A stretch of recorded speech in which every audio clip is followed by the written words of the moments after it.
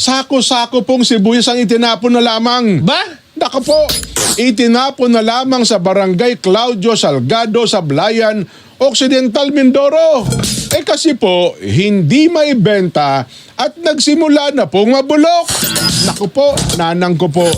Ayon sa isang opisyal ng barangay, binili mula sa mga lokal na magasaka ang mga sibuyas at hindi po naibenta dahil sa kakulangan ng mga mamimili. Habang iba naman ay nawalan po ng halaga dahil sa matinding pagbagsak ng presyo. Pakinggan nga natin. Nakarigbag. Sisira lang. Oh, Tapo mo, pisan. Tapo na talaga. Oh, walang buyer. Wala eh. Baka gusto nila. Mababa ang presyo. Saka kahintay magmalang sibuyas, nabulok na. Sabi ko kasi noon, bita mo na kahit mura, kahit paano, meron na eh.